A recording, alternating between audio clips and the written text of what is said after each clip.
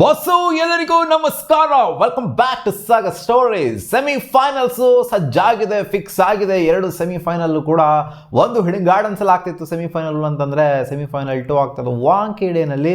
ನಾವು ವಾಂಖೇಡೆನಲ್ಲಿ ಆಡ್ತಾ ಇದ್ದೀವಿ England against India versus England. ಇನ್ನು ಒಂದು ಸೌತ್ ಆಫ್ರಿಕಾ ವರ್ಸಸ್ ನ್ಯೂಜಿಲೆಂಡ್ ಮೊದಲನೇ ಸೆಮಿಫೈನಲ್ಲು. ಅದು ಗಾರ್ಡನ್ಸ್ ಅಲ್ಲಿ ನೆನೆ ನಡೆದಂಥ ಒಂದು ವೆನ್ಯೂಲಿ ಆಗ್ತಾ ಇರೋಂಥ ಮ್ಯಾಚು. ಸೊ ಎರಡೂ ಮ್ಯಾಚ್ನ ಗಮನಿಸ್ತು ಅಂತ ಅಂದರೆ ನನಗೇನೋ ಈ ಥರ ಒಂದು ಪಾಸಿಬಿಲಿಟಿ ಅನ್ನೋದು ಕಾಣಿಸ್ತಾ ಇದೆ. ಟಫ್ ಆಗ್ಬೋದು ಇದು ಅಂತ ಅನ್ನಿಸ್ತಾ ಇದೆ. ಇಂಡಿಯಾ ವರ್ಲ್ಡ್ ಕಪ್ ಗೆಲ್ಲಬೇಕು ಅಂತಂದರೆ ಏನಾಗಬೇಕು, ಇನ್ನೇನೋ ಸೆಮಿಫೈನಲ್ ಗೆಲ್ಲಬೇಕು, ಫೈನಲ್ ಗೆಲ್ಲಬೇಕು, ಎರಡೇ ಪಾಸಿಬಿಲಿಟಿ ಇರೋದು. ಎರಡು ಮ್ಯಾಚ್ನ ಗೆದ್ದವರು ಖಂಡಿತ ಫೈನಲ್ನ ಗೆಲ್ತಾರೆ ಅಂತ. ಹೌದು, ಅದೇ ಥರ ಸೀನ್ ಇರೋದು. ಫಸ್ಟ್ ಸೆಮಿಫೈನಲಲ್ಲಿ ಯಾರು ಗೆಲ್ಲಬಹುದು ಅನ್ನೋ ಒಂದು ಪ್ರೊಡಿಕ್ಷನ್ ವಿಚಾರಕ್ಕೆ ಬಂತು ಅಂತಂದರೆ, ಸೊ ಯಾವ ಮಗನಾರು ಕರ್ಕೊಂಬಂದಿರೋ ಹೇಳ್ತಾನೆ ಇಲ್ಲ ಆಗಿರೋ ಇವರೇ ಗೆಲ್ಲೋದು ಅಂತ. ಸೌತ್ ಆಫ್ರಿಕಾ ವರ್ಸಸ್ ನ್ಯೂಜಿಲೆಂಡ್ ಅಂತ ಬಂದಾಗ ಈ ಒಂದು ಟೂರ್ನಮೆಂಟಲ್ಲಿ ಒಂದು ಮ್ಯಾಚ್ನ ಸೋಲ್ದಂಗೆ ಪರ್ಫಾರ್ಮ್ ಮಾಡ್ಕೊಂಡು ಬಂದಿರುವಂಥದ್ದು ಸೌತ್ ಆಫ್ರಿಕಾ. ನ್ಯೂಜಿಲೆಂಡ್ ಸೋತ್ಬಿಟ್ಟು ಬರ್ತಾ ಇದ್ದಾರೆ. ಬಟ್ ಆದ್ರೂ ಬುಡದಲ್ಲೇ ಹೆಂಗೋ ಹಿಂಗೆ ಎಲ್ಲ ಕ್ವಾಲಿಫೈ ಆಗಿರ್ಬೋದು, ನೆಟ್ ರನ್ ರೇಟ್ ಆಧಾರದ ಮೇಲೆ ಕ್ವಾಲಿಫೈ ಆಗಿರ್ಬೋದು.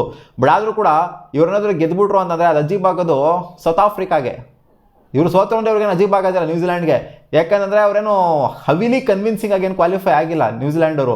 ಬಟ್ ಇವರು ಕನ್ವಿನ್ಸಿಂಗ್ ಆಗಿ ಕ್ವಾಲಿಫೈ ಆಗ್ಬಿಟ್ಟು ಕನ್ವಿನ್ಸಿಂಗ್ ಆಗಿ ಕ್ವಾಲಿಫೈ ಆಗಿರುತ್ತೆ ನ್ಯೂಜಿಲೆಂಡ್ ಮೇಲೆ ಸೋಲ್ತು ಅಂದರೆ ಒಬ್ಬಿಯಸ್ಲಿ ಸೌತ್ ಆಫ್ರಿಕಾಗೆ ಅದು ಹರ್ಟ್ ಆಗೋದು, ಬೇಜಾರಾಗೋದು, ಹತ್ಕೊಂಡು ಹೋಗ್ಬೇಕಾಗಿರೋದಲ್ಲಿ ಸೌತ್ ಆಫ್ರಿಕಾದವರು. ನ್ಯೂಜಿಲೆಂಡ್ ಅವರಂತೂ ಖಂಡಿತ ಇಲ್ಲ ಆಗೋರು ಹೆಂಗೊಂದು ನುಸ್ಲುಕೊಂಡು ಕ್ವಾಲಿಫೈ ಆಗೋಗ್ಬಿಟ್ವಿ ಅಂತ.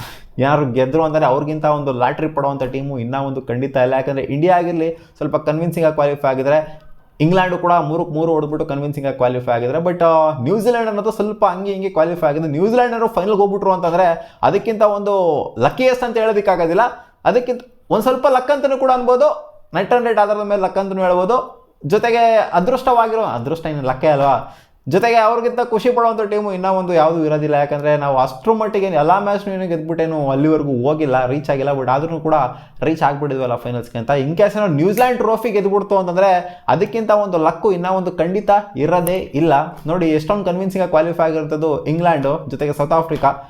ಇಂಡಿಯಾದು ಲಕ್ ಅಂತ ಹೇಳೋದಕ್ಕಾಗಲ್ಲ, ಯಾಕಂದರೆ ಗ್ರೂಪ್ಸಲ್ಲೂ ಕೂಡ ಸಖತ್ತಾಗಿ ಪರ್ಫಾರ್ಮ್ ಮಾಡ್ಕೊಂಡ್ಬಂದಿದ್ದೀವಿ ನಾವು. ಒಂದು ಮ್ಯಾಚ್ನ ಅಷ್ಟೇ ಸೋತಿರೋದು, ಅದು South Africa against quality team ಅಗೇನ್ಸ್ಟ್ನೇ ಸೋತಿದ್ದೀವಿ ನಾವು. ಸೊ ಸೀನ್ ಏನಾಗುತ್ತೆ ಅಂದರೆ ನನ್ನ ಪ್ರಕಾರ ಅನ್ನಿಸ್ತಾ ಇರೋದು ಫಸ್ಟ್ ಸೆಮಿಫೈನಲ್ ಮತ್ತು ಸೆಕೆಂಡ್ ಸೆಮಿಫೈನಲ್ ಈ ಥರ ಆಗ್ಬೋದು ಅಂತ ಅನ್ನಿಸ್ತಾ ಇದೆ. ಫಸ್ಟ್ ಸೆಮಿಫೈನಲ್ ಅಲ್ಲಿ ಡೆನಿ ಗಿವೊಂಡೆ ಹೇಳ್ತಾರೆ ಸೌತ್ ಆಫ್ರಿಕಾ ಗೆಲ್ಲುತ್ತೆ ಗುರು, ಯಾವನ್ನಾರು ಕರ್ಕೊಂಬಂದು ನಿಲ್ಸಿದ್ರು ಕೂಡ ಡೆನಿ ಗಿವೊಂಡೆ ಹೇಳ್ತಾರೆ ಸೌತ್ ಆಫ್ರಿಕಾ ಗೆಲ್ಲುತ್ತೆ ಗುರು ಅಂತ. ಯಾಕಂದರೆ ಆ ಥರ ಪರ್ಫಾರ್ಮ್ ಮಾಡ್ಕೊಂಬಂದಿದ್ರೆ ಖಂಡಿತ ಸೌತ್ ಆಫ್ರಿಕಾ ಡಾಮಿನೇಟ್ ಮಾಡ್ತಾರೆ ಅಂತ. ಅದೇನಾದ್ರು ನ್ಯೂಜಿಲೆಂಡ್ ಗೆಲ್ತು ಅಂದರೆ ಇದೊಂಥರ ಅದೇ ಉಲ್ಟಾ ಆದಂಗೆ ಇರುತ್ತೆ. ಸೌತ್ ಆಫ್ರಿಕಾದವ್ರು ಬೇಜಾರು ಮಾಡ್ಕೊಂಡು ಹೋಗ್ತಾರೆ, ನ್ಯೂಜಿಲೆಂಡವರು ಖುಷಿ ಪಟ್ಕೊಂಡು ಪಟ್ಟಣಂಗೆ ಹೋಗ್ಬಿಡ್ತಾರೆ. ಸೌತ್ ಆಫ್ರಿಕಾದವ್ರು ಗೆದ್ರು ಅಂತಂದರೆ ರಿಪೀಟ್ ಟೆಲಿಕಾಸ್ಟ್ ಆಗುವಂಥ ಚಾನ್ಸ್ ಇರುತ್ತೆ. ಇಂಡಿಯಾ ವರ್ಸಸ್ ಸೌತ್ ಆಫ್ರಿಕಾ ಮತ್ತೆ ಫೈನಲ್ಗೆ 2024 ಮತ್ತೆ ಫೈನಲ್ ರಿಪೀಟ್ ಟೆಲಿಕಾಸ್ಟ್ ಆಗುವಂಥ ಚಾನ್ಸಸ್ ಇರುತ್ತೆ. ಬಟ್ ಒಂದು ಬಿಗ್ಗೆಸ್ಟ್ ಚಾಲೆಂಜ್ ಇರೋದು ಇಂಡಿಯಾಗೆ ಇಂಗ್ಲೆಂಡ್ನ ವಾಂಖೇಡೆಯಲ್ಲಿ ಎದುರಿಸ್ತಾ ಇರೋದು.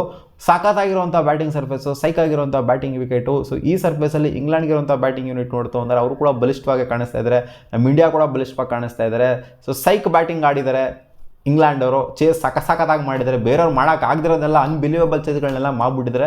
ಸೊ ಅದರಿಂದ ಸ್ವಲ್ಪ ಎಫೆಕ್ಟಿವ್ ಆಗಿ ಕಾಣಿಸ್ತಾ ಇರೋದ್ರಿಂದ ಖಂಡಿತ ಇಂಗ್ಲೆಂಡ್ ಅವರು one of the biggest challenge ಇಂಡಿಯಾಗೆ ಅಂತ ಅನ್ನಿಸ್ತಿದೆ. ಸೌತ್ ಆಫ್ರಿಕಾ ಅಲ್ಲ, ಸೌತ್ ಆಫ್ರಿಕಾನ ನಾವು ಅಲ್ಲಿ ಫೇಸ್ ಮಾಡ್ಬೋದು. ಅಹಮದಾಬಾದಲ್ಲಿ ಕ್ವಾಲಿಫೈ ಆಗ್ಬಿಟ್ಟು ಇವ್ರನ್ನ ಬೀಟ್ ಮಾಡಿಬಿಟ್ಟು ಇಂಗ್ಲೆಂಡ್ ಅವ್ರನ್ನ ಬೀಟ್ ಮಾಡಿಬಿಟ್ಟು ಫೈನಲ್ ನಮಗೆ ರೀಚ್ ಆಗ್ಬೋದು ಅವರು. ಬಟ್ ನನಗೇನೋ ಅದು ಬಿಗ್ಗೆಸ್ಟ್ ಚಾಲೆಂಜ್ ಅಂತ ಅನ್ನಿಸ್ತಿಲ್ಲ. ಸೌತ್ ಆಫ್ರಿಕಾಗೆ ಹೊಡಿಬೋದು ಅಂತಲೇ ಅನ್ನಿಸ್ತು. ಇವಾಗಲೂ ಕೂಡ ಅಷ್ಟೇ ಸೌತ್ ಆಫ್ರಿಕಾಗೆ ಹೊಡಿಬೋದು ಅಂತಲೇ ಅನ್ನಿಸ್ದೆ. ಹೌದು, ಅವ್ರು ಸಖತ್ತಾಗಿ ಆಡಿರ್ಬೋದು, 2 ಮ್ಯಾಚ್ನಲ್ಲಿ ಗೆದ್ದಿರ್ಬೋದು, ಡಿಫ್ರೆಂಟಾಗಿ ಆಡಿ ಗೆದ್ದಿರ್ಬೋದು, ಟಾಸ್ನ ಡಿಫ್ರೆಂಟಾಗಿ ಪ್ರೆಡಿಕ್ಟ್ ಮಾಡ್ಬಿಟ್ಟು ಗೆದ್ದಿರ್ಬೋದು. ಬಟ್ ನನಗೊಂದು ಹೋಪ್ ಇದೆ, ಸೌತ್ ಆಫ್ರಿಕಾ ಸಿಕ್ಕಿದ್ರು ನಮಗೆ ಫೈನಲಲ್ಲಿ ಅಂತಂದರೆ ಪಕ್ಕ ಸೌತ್ ಆಫ್ರಿಕಾಗೆ ಹೊಡಿತೀವಿ ನಾವು ಅಂತ. ಬಟ್ ನನಗೆ ಒಂದೇ ಒಂದು ಇಲ್ಲಿ ಇದಾಗ್ತಾ ಇರೋದೇನು ಅಂತಂದರೆ, ಸ್ವಲ್ಪ ಎಳಿತಾ ಇರೋದು ಯಾವುದು ಅಂದರೆ ಅದು ಸೆಮಿಫೈನಲ್ಲು. ಇಂಗ್ಲೆಂಡ್ ಅವರು one of the biggest challenge ಅಂತ ನನಗೆ ಅನ್ನಿಸ್ತಾ ಇದ್ದಾರೆ ಸೌತ್ ಆಫ್ರಿಕಾ ಕಂಪೇರ್ ಮಾಡ್ತು ಅಂತಂದರೆ. ಏನಕ್ಕೆ ಅಂತಂದರೆ ಇಲ್ಲ ಗುರು, ಏನೋ ಒಂದು ಗಟ್ ಫೀಲಿಂಗ್ ಹೇಳ್ತಾ ಇದೆ, ಒಂದು ವೈಬ್ರೇಷನ್ ಹೇಳ್ತಾ ಇದೆ. ಇಂಗ್ಲೆಂಡ್ ಯಾರೋ ಹೊಡೆದ್ವಿ ಅಂತಂದರೆ ಪಕ್ಕ ನಾವು ಫೈನಲ್ ಗೆಲ್ತೀವಿ ಅನ್ನೋ ಒಂದು ಗಟ್ ಫೀಲಿಂಗು ಕೂಡ ಬರ್ತಾ ಇದೆ. ಸೊ ನನ್ನ ಅನಿಸಿಕೆ ಇಷ್ಟು. ಇಂಡಿಯಾ ಮತ್ತು ಸೌತ್ ಆಫ್ರಿಕಾ ಫೈನಲ್ನ ಆಡುತ್ತೆ ಅಂತ ಹೋಪ್ ಮಾಡ್ತಾ ಇದ್ದೀನಿ. ಇಲ್ಲ ಅಂತಂದರೆ ಸೌತ್ ಆಫ್ರಿಕಾ ವರ್ಸಸ್ ಇಂಗ್ಲೆಂಡ್ ಆಡುತ್ತೆ ಅಂತ ಹೋಪ್ ಮಾಡ್ತಾ ಇದ್ದೀನಿ. ನ್ಯೂಜಿಲೆಂಡ್ ಬರುವಂಥ ಚಾನ್ಸಸ್ ತೀರಾ ಕಮ್ಮಿ ಇದೆ. ಇನ್ ಕೇಸ್ ಏನಾರು ಅವ್ರು ಗೆದ್ದರು ಅಂದರೆ ಅವರಷ್ಟು ಲಕ್ಕಿಯೆಸ್ಟ್ ಟೀಮ್ ಇನ್ನೂ ಒಂದು ಇರೋದು. ನ್ಯೂಜಿಲೆಂಡ್ ಟ್ರೋಫಿ ಗೆದ್ಬಿಡ್ತು ಅಂದರೆ ಅವರಷ್ಟು ಲಾಟ್ರಿ ಹೊಡೆದಂಥ ಟೀಮು ಇನ್ನೂ ಒಂದು ಖಂಡಿತ ಇರಲ್ಲ. ಬಟ್ ಎಫರ್ಟ್ಸ್ ಅಂತೂ ಖಂಡಿತ ಇದ್ದೇ ಇರುತ್ತೆ. ಸೊ ಇಲ್ಲಿ ಮೋಸ್ಟ್ ಫೇವ್ರೇಟ್ಸ್ ಆಗಿರೋದು ಯಾರು ಅಂತಂದರೆ ಸೌತ್ ಆಫ್ರಿಕಾ ವರ್ಸಸ್ ಇಂಡಿಯಾ ಇದೇ ಫೈನಲ್ ಆಗುತ್ತೆ ಅಂತಲೇ ಎಲ್ಲರೂ ಹೋಪ್ ಮಾಡ್ತಾ ಇರೋದು. ಬಟ್ ಬೇರೆದಾದರೂ ಕೂಡ ಆಶ್ಚರ್ಯ ಪಡುವಂಥದ್ದೆಲ್ಲ ಏನೂ ಇಲ್ಲ. ಯಾಕಂದರೆ ಕಾಂಪಿಟೇಟಿವ್ ಸೈಡ್ಸು, ಇಂಗ್ಲೆಂಡು ಕೂಡ ಸಿಕ್ಕಾಪಟ್ಟೆ ಕಾಂಪಿಟೇಟಿವ್ ಸೈಡು. ಈ ಕಡೆ ನ್ಯೂಜಿಲೆಂಡ್ನ ಅಂಡರ್ ಎಸ್ಟಿಮೇಟ್ ಮಾಡೋಂಥ ಮಾತೇ ಇಲ್ಲ. ಯಾಕಂದರೆ ಅವರು ಕೂಡ ಪ್ರೂವ್ ಮಾಡ್ಕೊಂಡೇ ಬಂದಿದ್ದಾರೆ. ಆ್ಯಂಡ್ ಸೋತಂಥ ಮ್ಯಾಚನ್ನು ಕೂಡ ಕ್ಲೋಸ್ ಆಗಿನೇ ಸೋತಿದ್ದಾರೆ. ಹೆವಿ ಮಾರ್ಜಿನ ಸೋಲೇನು ಆಗಿಲ್ಲ ನ್ಯೂಜಿಲೆಂಡ್ವರೆಗೂ ಕೂಡ. ಸೊ ನಾನು ಅನ್ಕೊಂತಿರೋದು South Africa versus India final ಆಗುತ್ತೆ ಆ್ಯಂಡ್ ಇಂಡಿಯಾ ಗೆಲ್ಲುತ್ತೆ ಅಂತ. ಬಟ್ ಬಿಗ್ಗೆಸ್ಟ್ ಚಾಲೆಂಜ್ ಇರೋದು ಸೌತ್ ಆಫ್ರಿಕಾ ಅಲ್ಲ, ನಮಗೆ ಇಂಗ್ಲೆಂಡ್. ಮತ್ತೆ ಸಿಗುವ ಮುಂದಿನ ವಿಡಿಯೋದಲ್ಲಿ ಗಾಯ್ಸ್. ನಿಮ್ಮ ಅನಿಸಿಕೆ ಏನು? ಯಾವ್ದು ಫೈನಲ್ ಆಗ್ಬೋದು, ಯಾವ್ದು ಗೆಲ್ಬೋದು? ಕಾಮೆಂಟ್ ಸೆಕ್ಷನ್ ಹಾಕಿ.